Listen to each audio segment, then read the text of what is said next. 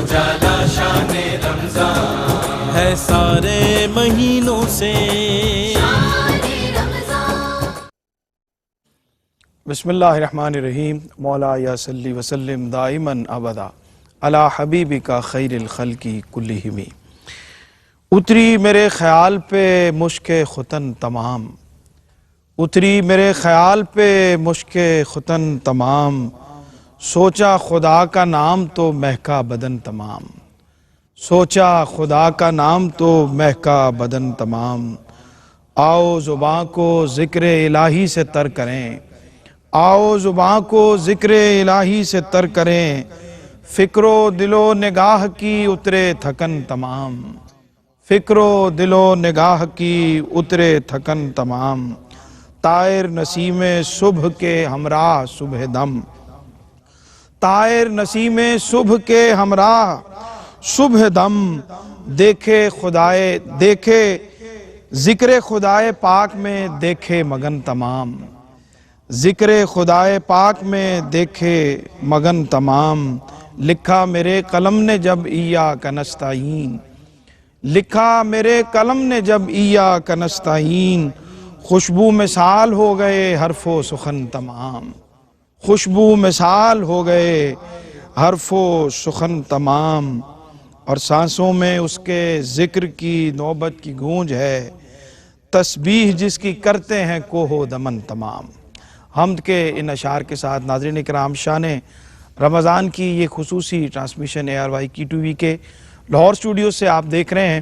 اور نعمت افطار میں آغاز ہوتا ہے اس پروگرام سے لاہور اسٹوڈیو سے، اور اس میں پروگرام آپ دیکھتے ہیں عظیم لوگوں کے اخلاق. آج بھی انشاءاللہ ہم اس اہم موضوع پر بہت ہی خوبصورت گفتگو کریں گے. مہمان ہمارے ساتھ تشریف فرما ہیں اور بہت ہی محترم اور معتبر مہمانان گرامی آج کی اس نشست میں ہمارے ساتھ موجود ہیں. جناب مفتی محمد رمضان سیالوی صاحب، خوش آمدید کہتے ہیں جناب. 2 دن کے وقفے کے بعد آپ کو خطیب جامع مسجد داتا دربار، اور یقیناً آپ کی جو ذمہ داریاں ہیں اس کی وجہ سے جمعرات اور جمعہ ہم آپ کی تشریف آوری سے زیارت سے محروم رہتے ہیں.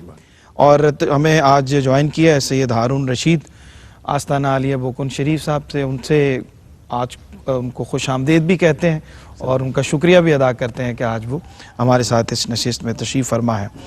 ہماری خوشبختی ہے رمضان مبارک میں آج پہلے دن حضرت خواجہ غلام قطب الدین فریدی صاحب کسی تعارف کے محتاج نہیں ہیں، اور ہمیشہ جب بھی تشریف لاتے ہیں ان کو دیکھ کر، ان کو مل کر، ان کی گفتگو سن کے تسکین ملتی ہے. حضرت بہت شکریہ آپ کی تشریف آوری کا. ڈسکا سے ہمارے بہت ہی ممتاز محترم خوشگلو ثناخواہ محمد نعمان ارشد غوری بھی تشریف فرما ہے. آپ کو بھی خوش آمدید کہتے ہیں. بسم اللہ، کلام عطا فرمائیے. خواجہ صاحب کی موجودگی میں خواجہ صاحب کا لکھا ہوا بڑا خوبصورت کلام ہے. ذرے اس خاک کے تابندہ ستارے ہوں گے، ذرے اس خاک کے تابندہ ستارے ہوں گے، جس جگہ آپ نے،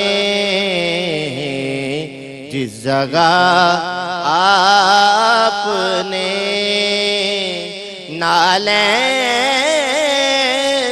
اتارے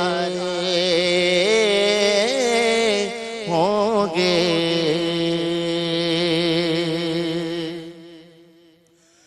بوئے گل اس لیے پھرتی ہے چھپائے چہرہ،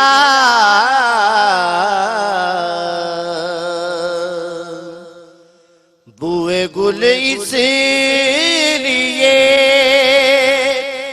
پھرتی ہے چھپائے چہرہ،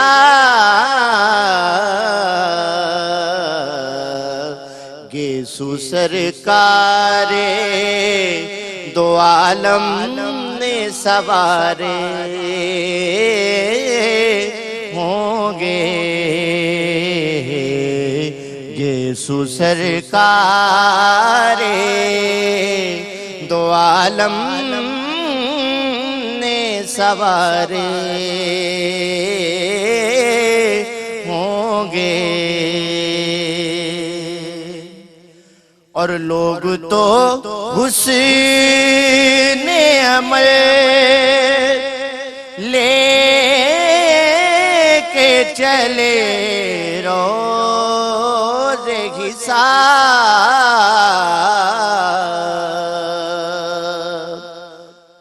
لوگ تو حسن عمل لے کے چلے روز حساب سرورا ہم تو فقط تیرے سہارے ہوں گے سرورا ہم تو فقط تیرے سہارے ہوں گے اور اٹھ گئی جب تیری جانب وہ کرم بار نظر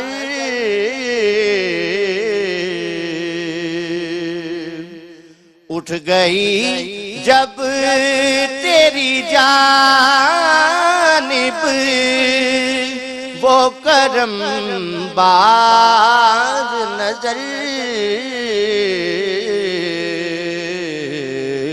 اس گھڑی قطب تیرے وارے نیارے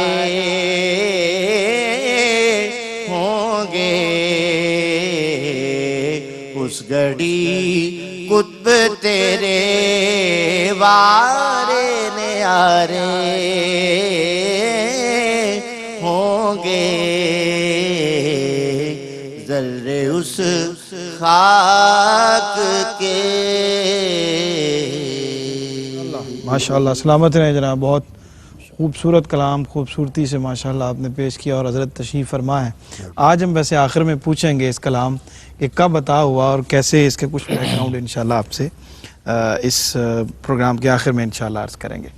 گفتگو کا آغاز حضرت کرتے ہیں اور عظیم لوگوں کے اخلاق میں ان کے کردار میں جو خوبیاں بنیادی ہوتی ہیں اور وہ ہمارے اندر بھی ہونی چاہیے کسی نہ کسی درجے کی، اس میں اظہار و قربانی جو ہے وہ ہمیشہ سے ایسے بندوں کا جن کے اخلاق عظیم ہوتے ہیں ان کے اندر اظہار و قربانی کا جو جذبہ ہے وہ موجود رہا.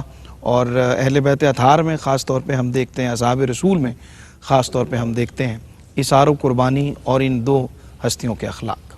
جی ڈاکٹر صاحب بہت شکریہ.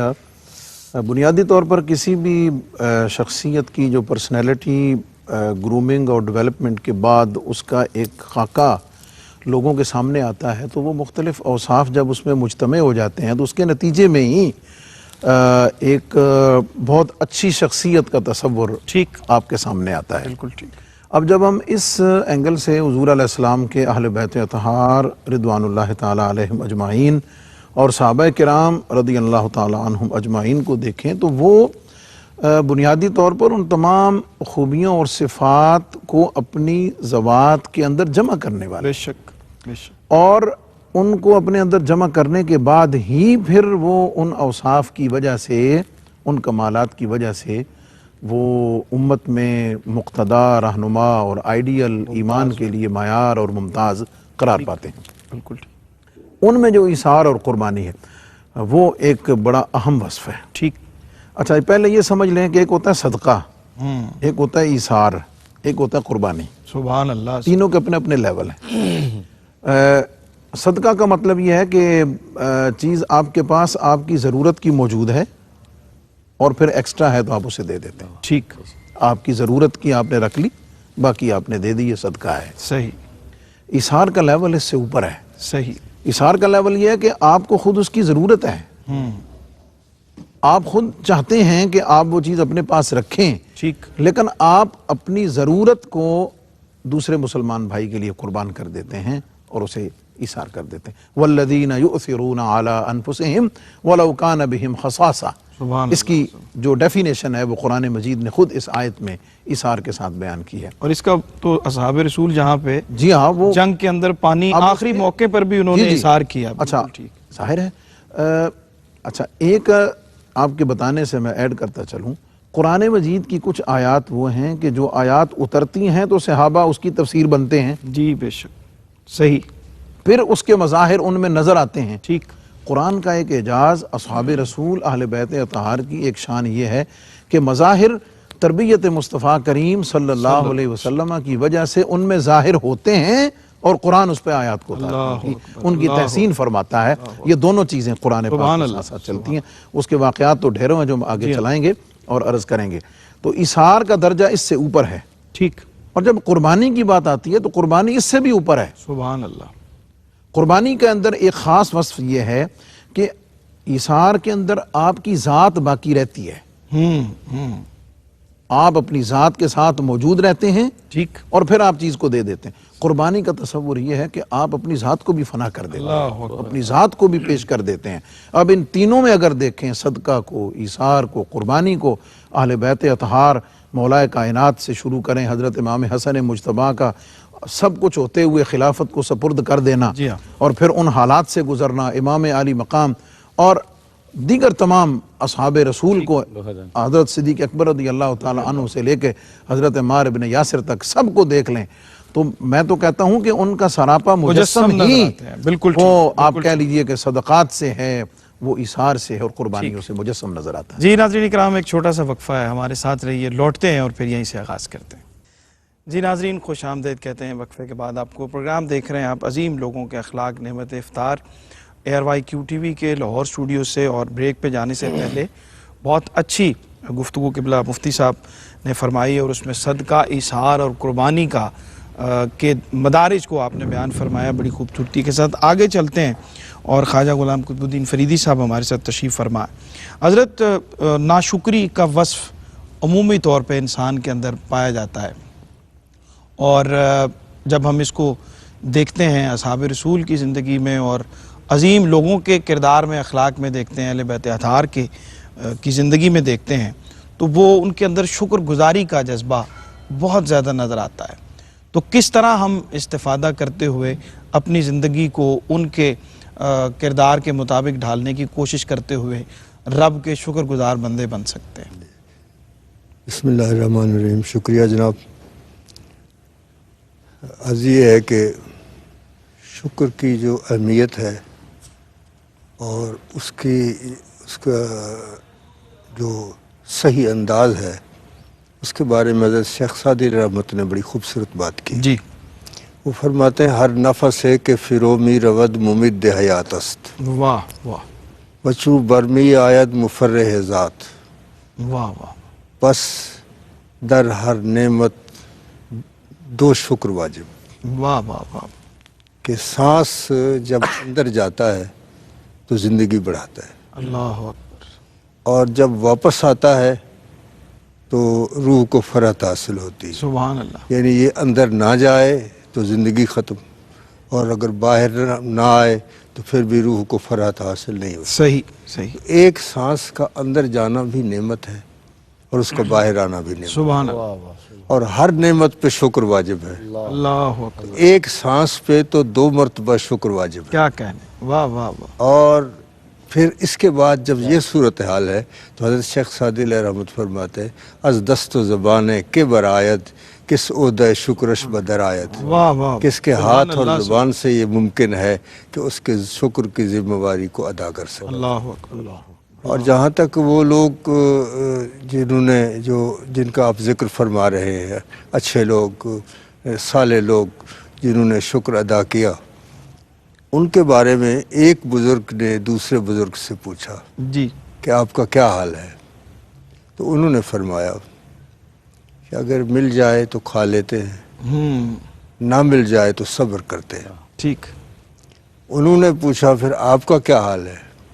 انہوں نے کہا نہ ملے تو شکر کرتے ہیں، مل جائے تو تقسیم کر دیتے ہیں۔ واہ واہ واہ واہ، سبحان اللہ۔ یہ ہے ان اچھے لوگوں کے اوصاف، ہمیں ان پہ عمل کرنا چاہیے۔ ٹھیک ٹھیک۔ ایک واقعہ لکھتے ہیں حضرت علامہ اسماعیل حقی رحمۃ اللہ تعالی علیہ، وہ فرماتے ہیں کہ ایک راہب تھا، وہ مینار کے اوپر رہتا تھا اور اس کے لیے آسمان سے کھانا آتا تھا، ٹھیک۔ وہ کھا کے عبادت میں مصروف ہو جاتا تھا۔ بہت عرصہ ایسا ہوتا رہا۔ ایک دفعہ اس ذات نے سوچا کہ اس کو ذرا آزمایا جائے۔ آزمائے جانے کا مقصد یہ نہیں ہوتا کہ وہ اس کو علم نہیں ہے، یہ اس کے لیے جیسے اسکول میں امتحان ہوتے ہیں تو وہ ظاہر ہے استاد کو تو سارا پتہ ہوتا ہے۔ ٹھیک۔ تو ایک دن کھانا نہیں آیا، دوسرے دن نہیں آیا، تیسرے دن نہیں آیا، بھوک نے ستایا تو نیچے اترا مینار سے۔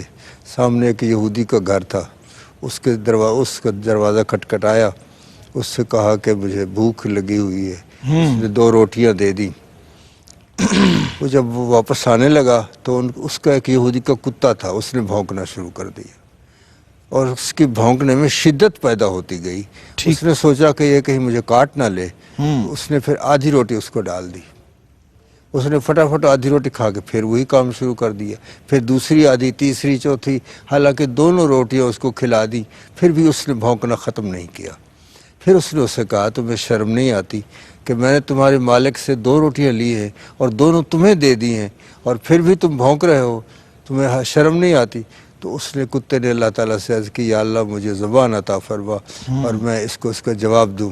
تو اس کتے کو یہ توفیق ہوئی، تو اس نے کہا شرم مجھے دلاتے ہو، شرم تمہیں آنی چاہیے کہ جو ذات اتنے عرصے سے تمہیں بغیر کسی وسائل اور اسباب کے تمہیں رزق فراہم کر رہا تھا اور آسمان سے، اگر وہ 3 دن نہیں آیا تو تم ایک یہودی کے دروازے پہ اللہ کھڑے ہو۔ اکبر۔ حالانکہ میں یہاں اس کے دروازے پہ پڑا ہوں، جتنے دیر میں بھوکا رہ جاؤں میں کسی دوسرے دروازے پہ نہیں جاتا۔ بالکل ٹھیک، تو یہ ہے بالکل ٹھیک ہے۔ حضرت جناب سید ہارون رشید صاحب آپ کی خدمت میں حاضر ہو رہے ہیں ایک سوال لے کر۔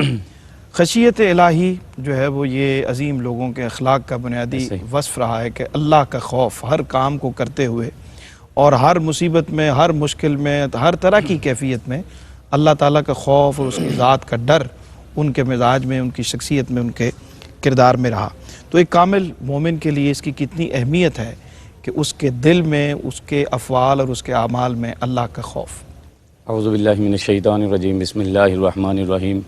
سرور بھائی، ہم صحابہ کرام کی جب ساری زندگی کو پڑھتے ہیں، جتنے بھی غزوات آئے ان کو ہم دیکھتے ہیں تو ہمیں اس چیز کا علم ہوتا ہے کہ ساری زندگی وہ اللہ رب العزت سے ڈرے، کسی اور چیز سے نہیں ڈرے۔ بے شک 313 کی تعداد ہو، چاہے ظاہری طور پہ سامان پاس موجود نہ ہو، وہ کسی سے نہیں ڈرے۔ حضور نبی کریم صلی اللہ علیہ وآلہ وسلم کا حکم ہوا، وہ ایسے کامل مومن تھے کہ وہ حضور نبی کریم صلی اللہ علیہ وآلہ وسلم کی آواز پہ لبیک کہتے ہوئے 313 کا میدان ہو، غزوہ احد، بدر، خندق، کوئی بھی میدان ہو، ہمیشہ حضور نبی کریم صلی اللہ علیہ وآلہ وسلم کے سامنے اپنے سینے کو تان کے کھڑے ہو جاتے اور ڈھال بن کے کھڑے ہو جاتے تھے۔ بالکل ٹھیک۔ اس کے لیے ہم غزوہ احد کا وہ واقعہ اگر پڑھے، سورۃ آل عمران میں بتایا گیا ہے کہ جس وقت ظاہری طور پہ ان مومنین پہ مشکل وقت آیا، اس وقت بھی انہوں نے یہ اللہ رب العزت سے دوری اختیار نہیں کی، بلکہ اس کے ڈر سے حضور نبی کریم صلی اللہ علیہ وسلم کے بارگاہ میں اپنی جان کا نذرانہ پیش کیا۔ صحیح۔ الذین استجابوا للہ وللرسول من بعد ما اصابہم القرح للذین احسنوا منہم واتقوا اجر عظیم۔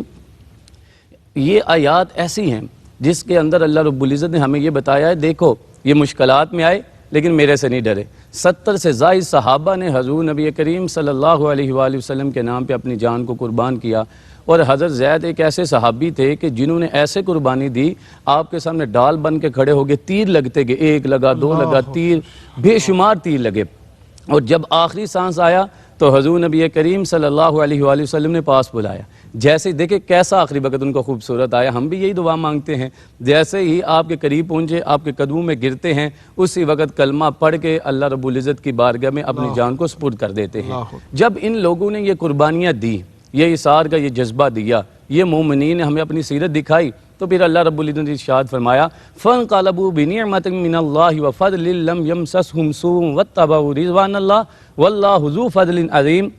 فرمایا یہ وہ لوگ ہیں جن پہ میں اپنا فضل فرماتا ہوں۔ سبحان اللہ۔ تو آج کی اس محفل میں، مجلس میں ہم اس پلیٹ فارم سے اگر کچھ سمجھنا چاہیں تو وہ یہ ہے کہ ہم بھی چاہتے ہیں اگر اللہ رب العزت کے فضل کو تلاش کرے تو اس کا فضل صرف اس بات میں ہے کہ ہم اطاعت رسول میں آ جائیں۔ سبحان اللہ۔ اور جو بھی حضور نبی کریم صلی اللہ علیہ وآلہ وسلم کی اطاعت میں آ جاتا ہے، جیسے جناب سیدنا ابوبکر صدیق رضی اللہ تعالی عنہ نے پہلا خطبہ کعبہ کے سامنے دیا، مشکلات تھی، وحدہ لا شریک کا اعلان کیا، مشکلات، قبیلہ، گروہ، برادری کسی کو نہیں دیکھا، محلہ، علاقہ کسی کو بھی نہیں دیکھا، کہا جب وہ ایک ہے تو میں اعلان کروں گا۔ پھر آپ اس واقعے کو پڑھے، اتنی مشکل آئی کہ بے ہوشی کی حالت میں وہ چلے گئے، اتنی تکلیف دی گئی، لیکن جب ہوش میں آئے تو ایک ہی بات پوچھی، مجھے بتائے میرے کریم نبی کا حال کیسا ہے۔ تو یہ وہ لوگ ہیں کہ جن لوگوں نے ہمیں یہ بتایا ہے کہ ایک مومن کا کام صرف ہے اللہ رب العزت سے ڈرنا، باقی نہ کسی سے اس کا ڈرنا بنتا ہے، اور جو رب کے ساتھ وہ لگا لیتا ہے پھر دنیا بھی اسی کی ہو جاتی ہے، آخرت بھی رب اسے ہی عطا فرماتا ہے۔ کیا بات ہے، سبحان اللہ سبحان اللہ۔ مفتی صاحب قبلہ، معافی اور درگزر کرنا ہماری زندگیوں سے نکلتا جا رہا ہے۔ ہم ہر حال میں بدلہ لینے کو کے پیچھے اپنی تمام صلاحیتیں صرف کرتے ہیں، لیکن یہ بہت بڑا وصف ہے، اخلاق کی بہت بڑی خوبی ہے معاف کر دینا، یا بلکہ معافی مانگ لینا، یہ بھی ایک اور درجہ ہے اس کا کہ آپ کے اندر معافی مانگنے کا بھی جذبہ پیدا ہو جائے۔ معاف کرنا جو ہے وہ اس سے الگ ایک وصف ہے۔ صحابہ کرام کی زندگی میں اور اہل بیت اطہار کی زندگی میں معاف کرنے کی، درگزر کرنے کی جو ایک اعلیٰ وصف نظر آتا ہے ان کی شخصیت میں، اس پہ عطا فرمائے۔ جی بہت شکریہ۔ چونکہ یہ سارے سوتے اخلاقیات کے بارگاہ مصطفیٰ کریم صلی اللہ علیہ وسلم سے پھوٹے اور عطا ہوئے، ایسے اس لیے اہل بیت اطہار میں یہ اوصاف اور خاص طور پر عفو درگزر والا جو معاملہ ہے وہ اس میں بھی بے مثل و بے مثال نظر آتے ہیں۔ صحابہ کرام، کیوں فتح مکہ کے موقع پر صحابہ کرام نبی پاک علیہ السلام کی جو عام معافی کا اعلان تھا اس میں وہ منظر دیکھ چکے تھے، اور اس سے پہلے حالات سے وہ خود گزر چکے تھے۔ بلکہ ان کا تو ذہن یہ تھا کہ آج بدلے کا دن ہے، تو یوم المرحمہ، آج تو بدلے کا دن ہے، تو حضور علیہ السلام نے وہاں روک کر جو فرمایا نہیں، آج مرحمہ، آج تو معافی اور آج تو رحم کرنے کا دن ہے۔ تو وہ چونکہ مناظر اور وہ مثالیں ان کے سامنے تھیں، اس کا عکس اس کا عکس ان کی مزاج اور طبیعت میں موجود تھا۔ یہی وجہ ہے کہ کربلا کے میدان میں ان مظالم کے جو آئی وٹنس ہیں وہ امام سجاد علی بن حسین امام زین العابدین رضی اللہ تعالیٰ عنہ ہیں، لیکن بعد کے احوال اور واقعات میں اگر ہم دیکھیں تو اللہ اکبر، وہ جس طرح سراپا عفو درگزر نظر آتے ہیں، بلکہ میں نے آپ کے حوالے مبارکہ میں پڑھا کہ ایک شخص آیا اور اس نے آ کر آپ کو برا بھلا کہنا شروع کر دیا، اور جو آپ کے مصاحبین تھے وہ سوچ رہے تھے کہ آپ ضرور اس پر کچھ فرمائیں گے۔ حضرت امام زین العابدین خاموش رہے، اور جب وہ چلا گیا تو کچھ دیر کے بعد آپ نے فرمایا کہ آؤ میرے ساتھ چلتے ہیں اس کے پاس۔ تو سب نے سمجھا کہ شاید اب اس کا جواب دینے کے لیے جا رہے ہیں، تو جب دروازے پر پہنچے اس کو بتایا گیا کہ امام زین العابدین تشریف لائیں، تو اس کو بھی اندازہ فطرتی طور پہ ہو گیا کہ بھئی اب آئے ہیں بدلہ لینے کے لیے۔ جب آپ باہر نکلے تو آپ نے فرمایا جو جو باتیں تو نے اندر میری طرف منسوب کی ہیں، اگر وہ میرے اندر ہیں تو اللہ تعالیٰ مجھے معاف فرمائے، اور اگر میرے اندر نہیں ہیں اور تو نے منسوب کی ہیں تو اللہ تجھے معاف فرمائے۔ کیا بات۔ یہ جملہ سن کر قدموں میں گرا، معافی مانگی۔ اس نے کہا نہیں جی، بات یہ ہے کہ جو کچھ میں نے آپ کی طرف منسوب کیا وہ مجھ میں ہے، ٹھیک، اور میں اللہ تعالیٰ کی بارگاہ سے معافی مانگتا ہوں۔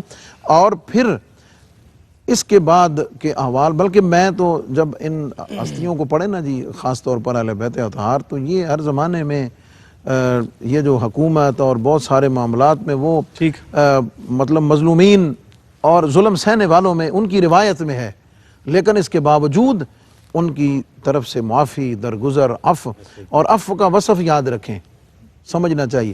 بندہ بدلہ نہیں لے سکتا، خاموش ہو جاتا ہے، ٹھیک، یہ تو صبر ہے، یہ تو مجبوری ہے، صحیح صحیح، کہ آپ کچھ کر ہی نہیں سکتے۔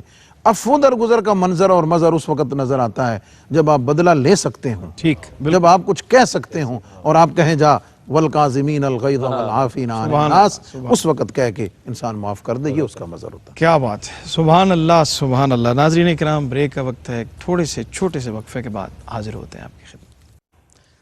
جی ناظرین، وقفے کے بعد ایک بار پھر آپ کا خیر مقدم ہے اور دیکھ رہے ہیں آپ نعمت افطار میں عظیم لوگوں کے اخلاق۔ بریک پہ جانے سے پہلے عفو درگزر پہ بات کر رہے تھے، ہم معافی پہ بات کر رہے تھے کہ بلا مفتی صاحب اس پہ رہنمائی فرما رہے تھے۔ خواجہ صاحب کی خدمت میں حاضر ہونا ہے۔ سوال تو خدمت خلق کے حوالے سے اور صوفیاء کا تو یہ بنیادی وصف رہا ہے، اور اس کو ہم اصحاب رسول کی زندگی میں بھی دیکھیں تو خدمت کا جذبہ ان کے اندر بہت اعلیٰ درجے پر پایا جاتا ہے۔ تو کیا فرماتے ہیں؟ کچھ آپ ذکر کر رہے تھے کہ معافی کے حوالے سے بھی فرمانا۔ یہ ڈاکٹر صاحب،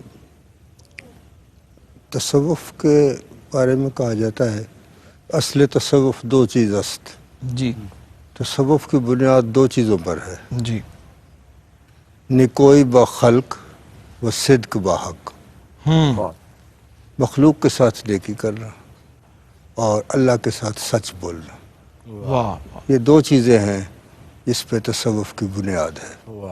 تو صوفیاء کرام نے ہمیشہ ان چیزوں پہ عمل کیا ہے، اور خدمت خلق کے لیے تو ان کے جو آستانے ہیں آج بھی دیکھ لیں، داتا صاحب جا کر دیکھ لیں وہاں جتنے لوگ کھا رہے ہیں۔ میں بڑی حیرت کے ساتھ یہ بات کرتا ہوں کہ بعض لوگ وہ سمجھتے ہیں کہ یہ تو مر گئے ہیں اور وہاں کس لیے جاتے ہیں۔ وہی ایک زندہ آدمی جس کو آپ سمجھتے ہیں وہ بازار میں جا رہا ہے، اس سے پوچھا جائے کیسے گزر رہی ہے، وہ کہتا ہے میں کما رہا ہوں، میرے بچے کما رہے ہیں، دال روٹی پوری نہیں ہوتی۔ جس کی اپنی دال روٹی پوری نہیں ہوتی وہ تو زندہ ہے، جو ہزاروں کو کھلا رہے ہیں وہ مردہ ہے۔ تو بات یہ ہے کہ زندگی اصل میں دل کی زندگی کا نام ہے۔ اگر دل مردہ ہے تو وہ چاہے بازاروں میں پھر رہا ہو وہ مردہ ہے، اگر دل زندہ ہے تو وہ مزاروں میں سوئے ہو تو پھر بھی زندہ ہے۔ بالکل ٹھیک۔ تو آستانہ جو ہیں ان کے لیے یہ چیز ضروری ہے کہ جب لنگر اس میں وقت کی پابندی نہیں ہے، صحیح، کوئی ٹائم پہ آئے تو اس کو کھانا کھلاؤ ورنہ نہ کھلاؤ، جب بھی کوئی بھوکا آئے اس کو اسی وقت کھانا کھلایا جائے۔ تو ہمیشہ صوفیاء کرام نے خدمت خلق کا فریضہ سر انجام دیا ہے۔ اور دوسرا عفو درگزر، یہ خاص شیوا ہے ان کا حضور، اور یہ سرکار دو عالم صلی اللہ علیہ وسلم سے یہ سب چیزیں ہمیں حاصل ہوتی ہیں۔ بے شک۔ ثمامہ بن اسال گورنر تھا اور وہ گرفتار ہو کے آیا ہے، مسجد نبوی کے ستون کے ساتھ بیٹھا ہوا ہے، حضور تشریف لاتے ہیں، فرماتے اسامہ میری طرف دیکھ، وہ نہیں دیکھتا اور کچھ گستاخی کرتا ہے کہ میں اس چہرے کو نہیں دیکھنا چاہتا۔ حضور واپس تشریف لے جاتے، دوسرے دن اسی طرح، تیسرے دن اسی طرح، بالآخر آپ نے فرمایا اس کو چھوڑ دو۔ اس کو چھوڑ تو دیا گیا۔ اب یہ دیکھو کون ایسا کر سکتا ہے آج کا کوئی بادشاہ یا کوئی حاکم کہ جس کے ساتھ اتنی گستاخی اور بے ادبی کی جائے اور پھر وہ اس کو کہے چھوڑ دیے۔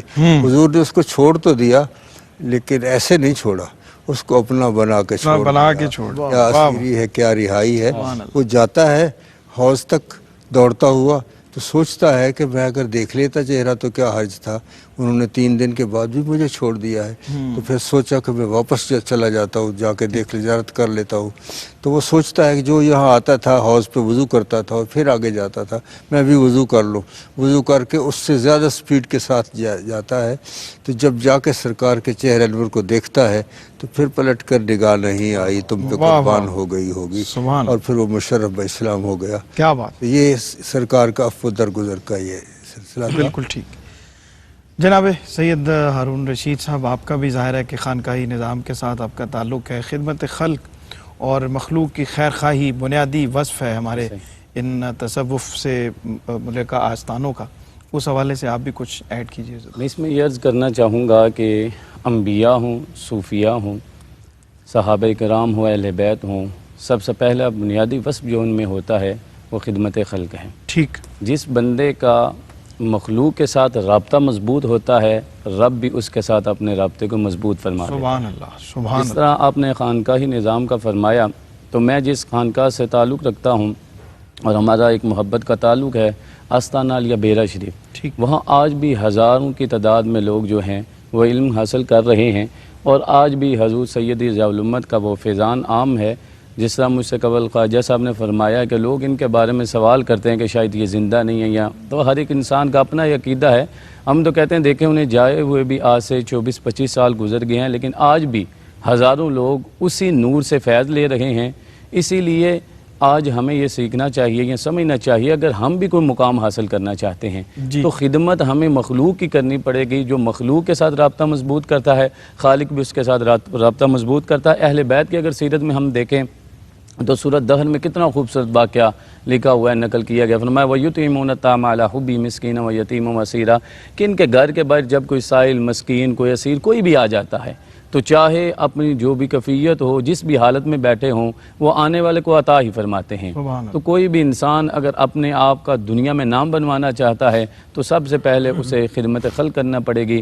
آج رمضان مبارک میں یہ بالخصوص وہ مہینہ ہے جس میں میرے اور آپ کے کریم نبی نے ارشاد فرمایا کہ اللہ رب العزت رزق کو کھول دیتا ہے، تو ہمارے دسترخوان وسیع ہونے چاہیے. جس طرح مجھ سے قبل فرمایا گیا داتا کی نگری میں بیٹھے ہوئے ہیں، ہم پاک پتن شریف چلے جائیں یا دنیا کے کسی کونے میں بھی چلے جائیں تو ہمارے صوفیہ بالخصوص چشتی صوفیہ یا باقی تمام صوفیہ نے یہ قربانیاں دے کے اپنی نسلوں کو وقف کر کے اس دین کے لیے ہمیں یہ بتایا ہے کہ اگر ہم بھی اپنے نام کو بلند کرنا چاہتے ہیں، فَاذْكُرُونِي أَذْكُرْكُمْ وَاشْكُرُوا لِي وَلَا تَكْفُرُونَ کے ضمن میں آنا چاہتے ہیں تو ہمیں بھی مخلوق کے لیے کچھ کرنا پڑے گا. اللہ رب العزت ان باتوں کو سمجھنے کی ہمیں توفیق عطا فرمائے اور ہمیں اپنے ملک پاکستان اور اپنی ریاست کے لیے اپنے لوگوں کے لیے آسانیاں پیدا کرنے کی توفیق عطا فرمائے. بہت شکریہ جناب مفتی محمد رمضان سیالوی صاحب آپ کی تشریف آوری کا، رہنمائی کا. سید ہارون رشید صاحب آپ کا بہت شکریہ. جناب خواجہ غلام قطب الدین فریدی صاحب آپ کا بہت شکریہ. جناب محمد نعمان ارشد غوری آپ کا بہت شکریہ. ناظرین اکرام، عظیم لوگوں کے اخلاق میں آج ہم نے بہت سارے پہلوؤں پہ بات کی اور بہت سیر حاصل گفتگو ہوئی. بہت سارے اہم نکات ہمارے مہمانوں نے آپ کی خدمت میں پیش کیے. یقیناً بہت کچھ سیکھنے کا موقع ملا ہے. آخر میں جناب خواجہ غلام قطب الدین فریدی صاحب کے اشعار ان کی موجودگی کا فائدہ اٹھاتے ہوئے ان کی اجازت سے عرض کرتے ہیں اور پھر کلام شامل کرتے ہیں.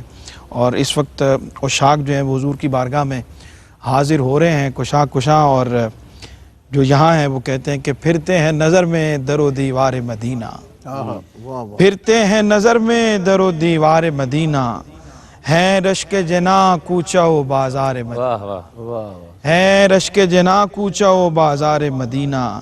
یہ نور کی بستی ہے کہ جلووں کا نگر ہے، یہ نور کی بستی ہے کہ جلووں کا نگر ہے. اللہ رے تابانی انوار مدینہ، اللہ رے تابانی انوار مدینہ. ہر سانس میں بو باس ہے حب نبوی کی، مہکا گئی رعنائی گلزار مدینہ. پابند ادب چاہیے سانس اور نظر بھی، پابند ادب چاہیے سانس اور نظر بھی. نازک ہے بہت، نازک ہے بہت عرش سے دربار مدینہ، نازک ہے بہت عرش سے دربار مدینہ. دل کیوں نہ ہو معمور شہ دین کے کرم سے، جب رہتے ہیں دل میں میرے سرکار مدینہ.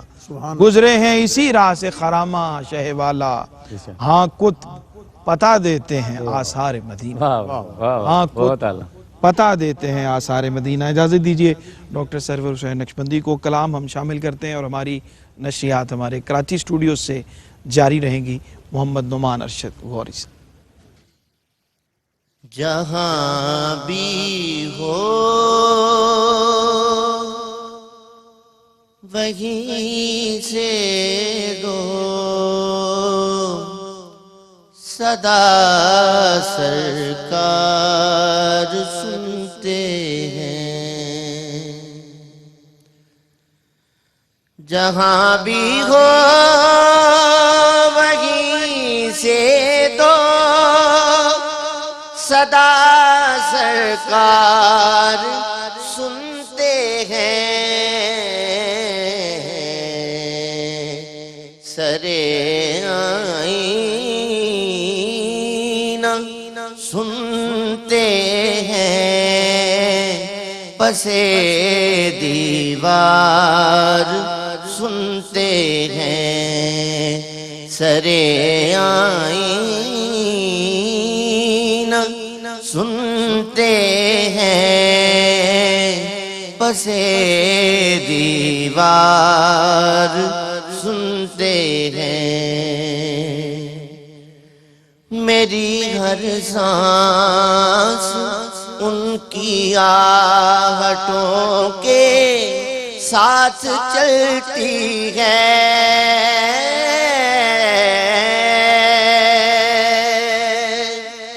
میری ہر سانس ان کی آہٹوں کے ساتھ چلتی ہے، میرے دل کے دھڑکنے کی بھی وہ رفتار سنتے ہیں، میرے دل کے دھڑکنے کی بھی وہ رفتار سنتے ہیں، گناہ گارو درود والہانہ بھیج کر دیکھو،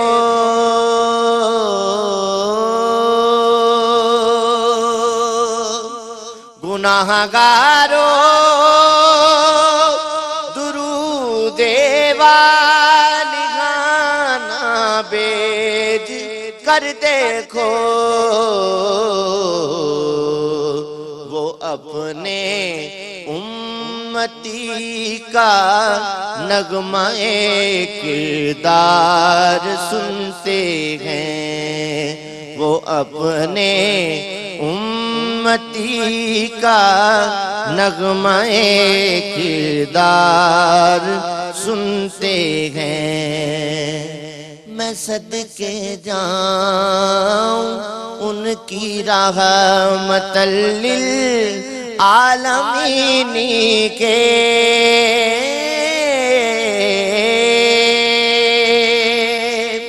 میں صدقے جاؤں ان کی رحمت للعالمین کے، پکارو چاہے جتنی بار وہ ہر بار سنتے ہیں، جہاں بھی ہو وہیں سے دو صدا سرکار سنتے ہیں۔